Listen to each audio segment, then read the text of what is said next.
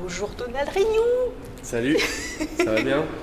Ouais, merci. Et toi? Bah écoute, impeccable. Cool. Bien ici, tout va bien, c'est cool. Donc tu es bien à la Geek and Chain de Mulhouse. Tout à fait, franchement, super accueil, c'est une belle convention et c'est très cool d'être là. Trop chouette. Tu as rencontré des fans qui étaient chouettes. Vous avez eu de belles discussions. Il y en a eu quelques-uns, effectivement. Ouais. Non, c'était beaucoup de monde. C'est vrai qu'avec Dorothée Pousséo, Et oui. on en a vu pas mal. Ok. Trop chouette. Donc tu passes un bon moment, c'est cool. Oui, mais c'est toujours sympa de pouvoir rencontrer des gens, Oui. voir un petit peu les histoires de tout le monde, l'affect vis-à-vis des personnages, des séries, des licences. C'est toujours intéressant de voir ce que ça a procuré aux gens après coup. Ouais, et c'est touchant. Oui, hein, mais carrément. C'est toujours très sincère. Et puis c'est des moments où il faut être très sincère parce que sinon ça sert à rien de le faire, quoi. Donc non, c'est très cool. Ok, super. Mais justement, je me demandais. Donc toi, tu as doublé des personnages qui sont des figures majeures dans la culture geek. Faut dire. Liste non exhaustive. Il y a Spider-Man, évidemment. Harold, Christophe, Phineas, The Riddler. Aussi. Ouais. Je pense aussi à Kamek. Aussi. Et ouais.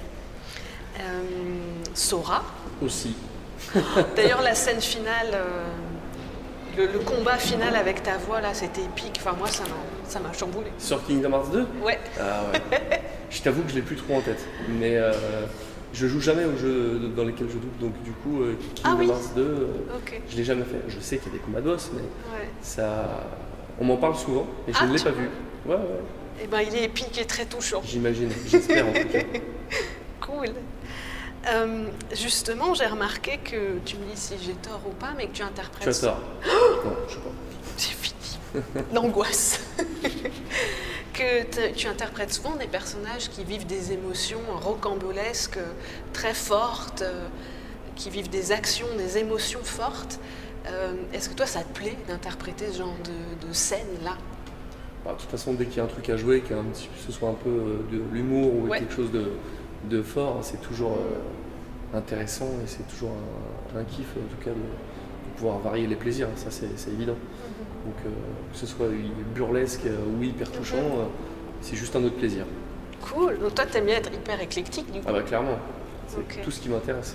C'est pour ça que j'aime ce métier et que je m'en lasse pas. Ouais, c'est chouette. Ok, merci. Alors, Mini Dose Production, Tout à fait. Stream VF. D'ailleurs, j'ai regardé la dernière Déconne VF. Ah oui, un sacré moment. Doubler un film en entier, waouh. Ouais, en une prise.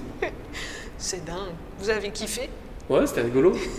C'est vrai que ça aurait mérité un peu de préparation, mais c'était aussi pour ça qu'on l'a fait ensemble, et c'est pour ça que je l'ai fait avec cette équipe-là, parce que je sais qu'avec eux que je peux faire ce genre de délire et que de pouvoir tenir un one take, comme on dit, une prise, il n'y a qu'avec eux que je peux faire ça.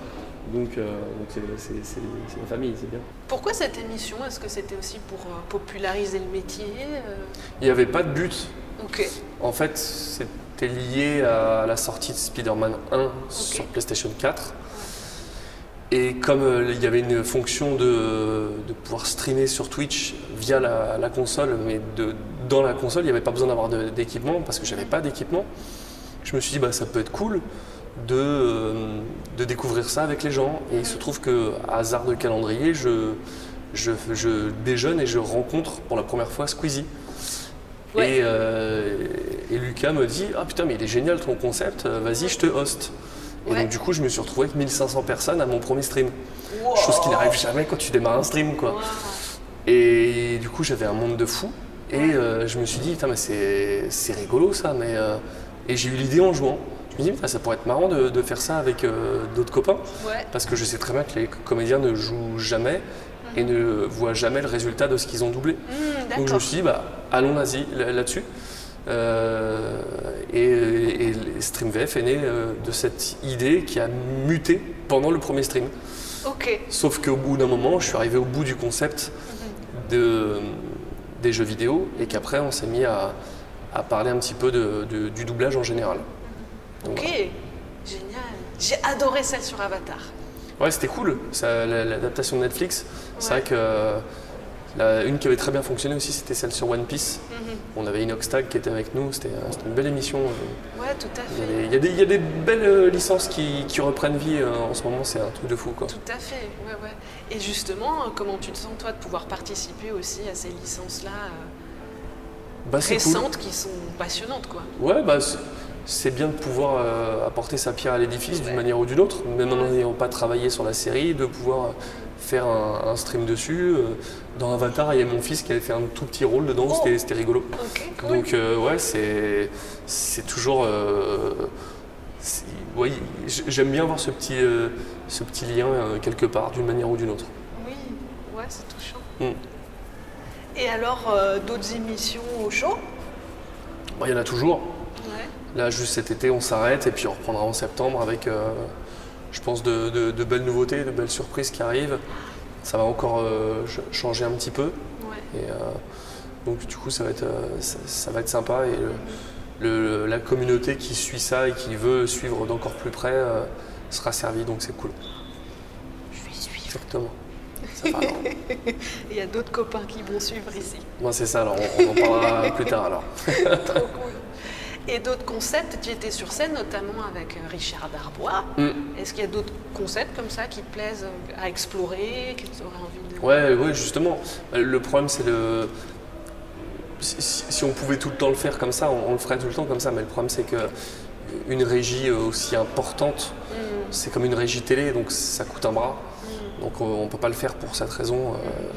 Systématiquement, c'est pour ça que ça doit rester et ça ne peut que rester des éléments exceptionnels parce que ça demande trop de préparation. Enfin, c'est une émission comme ça, c'est un mois de préparation intensif, quoi. Ouais. Wow, okay. Donc sur des streams VF normaux, c'est quelques jours, mais intense quand même. Mais pour les équipes qui se chargent de l'édito, des montages, c'est un taf énorme pendant une petite semaine. Sur ça, c'était un mois parce que il faut penser à tout. Et le problème, c'est que quand on va démarrer, s'il manque un câble, c'est mort.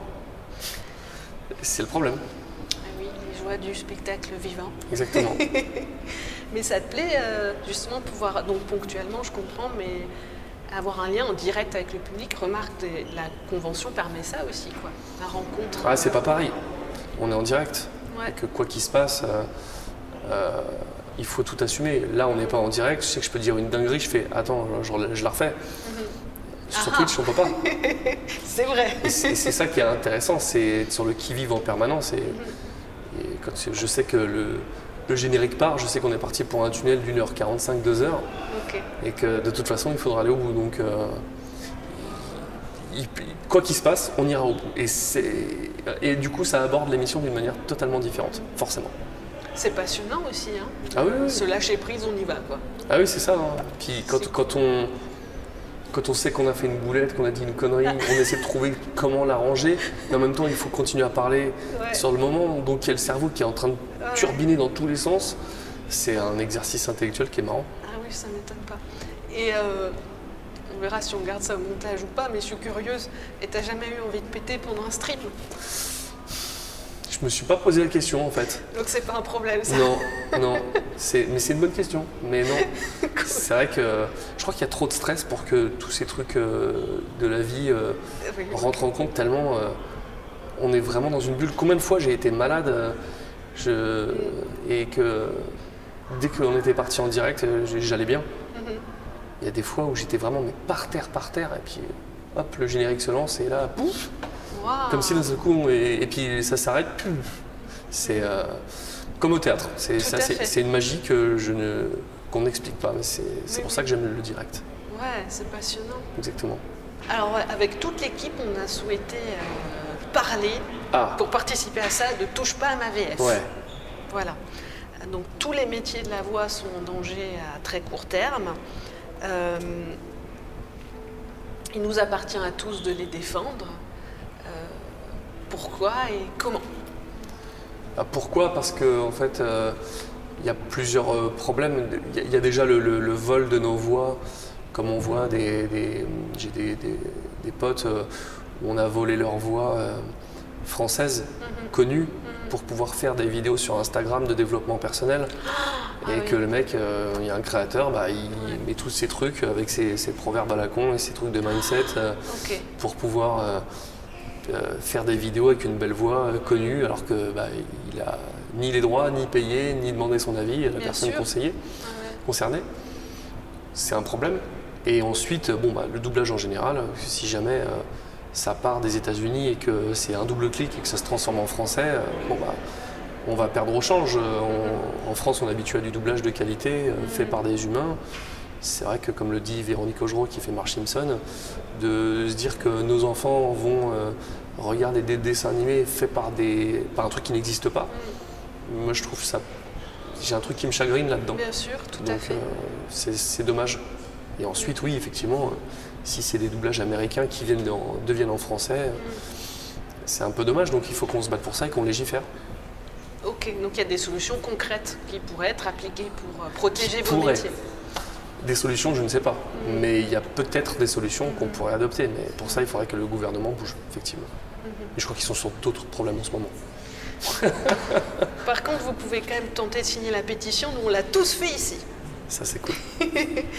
Mais justement, pour l'instant, les IA, elles ont une limite technique. En quoi, d'après toi, une voix incarnée, jouée par un comédien, une comédienne, apporte quelque chose de plus et de plus touchant au personnage, plutôt qu'une voix reproduite par IA, quoi. Et parce qu'en fait, c'est pas de l'humain. Il y a un exemple très concret. Il y a une société qui développe des solutions d'IA pour recréer des tableaux faits par des grands maîtres. Ils ont retrouvé un croquis sous un Van Gogh, un croquis de boxeur, mais vraiment un croquis qui était fait de Vincent Van Gogh. Lui, il n'a pas souhaité terminer ce dessin, enfin cette peinture, pardon. Et il a repeint un truc par-dessus. Mais ils l'ont scanné, ils ont trouvé ça. Cette société-là a recréé ce tableau des deux boxeurs à la façon Van Gogh. Mais il n'a jamais fait ce dessin, cette peinture, pardon.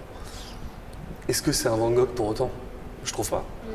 Si demain, il y a Andrew Garfield qui fait un film en VO, c'est la VO. Mais la VF, qui finalement, elle n'existe pas. C'est ni lui, ni moi, Enfin, c'est un truc qui est adapté. Donc du coup, je trouve que l'œuvre en est altérée. Qu'on regarde une VO, qu'on regarde une VF, la VF est assumée, ses qualités, ses défauts, mais en tout cas, elle est humaine. Et elle a elle respire quelque chose qui est concret. Si c'est un double clic, le truc finalement, ok, il va parler français, mais ça va pas être lui en vrai. Donc voilà, pour moi c'est assez concret, on voit assez vite où je veux en venir, quoi. Tout à fait, oui, c'est très touchant, ouais, tout à fait. Merci. Pas de souci. Alors pour terminer, oui. Si tu le souhaites, moi, une de mes voix préférées que j'ai méga trop adorée, c'est Hugo de Titeuf. Ah oui. C'est vraiment une de mes voix que j'ai adorée. Et si t'es d'ac, j'aurais aimé qu'on interprète un tout petit bout de Breaking Bad ensemble et que tu fasses tu interprètes Walter. Je te montre le texte. Si que j'interprète quoi? Walter, mais avec la voix de Hugo. Ah bah oui. Si ça te dit, ça peut être pépite. C'est beau pour toi? C'est bon pour moi. Trop cool. Walter, je t'en prie, arrêtons tous les deux d'essayer de justifier toute cette affaire et admets-le, tu es en danger. À qui est-ce que tu crois que tu parles en ce moment? Qui est-ce que tu crois que je suis? Non, t'as pas compris. Tu sais pas à qui tu parles. Alors laisse-moi t'expliquer. Je suis pas en danger, Skyler. C'est moi, le danger. Si quelqu'un ouvre sa porte et se fait descendre, tu crois que ce sera moi? Hein, Titeuf? Moi, je suis l'homme qui frappe à la porte. Tu les payes dans le cul. C'était génial, merci. Avec plaisir. Alors Breaking Bad en Hugo, c'était quelque chose. Eh oui, et personne ne fera mieux que Jean-Louis Faure. Ouais. Ah bah oui, Jean-Louis est fort et Nathalie Régnier. Oui, mais Jean-Louis n'est plus là, malheureusement. Merci beaucoup en tout cas. Merci à toi, c'est cool. Donald, c'était super. Avec plaisir, c'est cool. Profite bien de cette convention. Avec plaisir, c'est cool.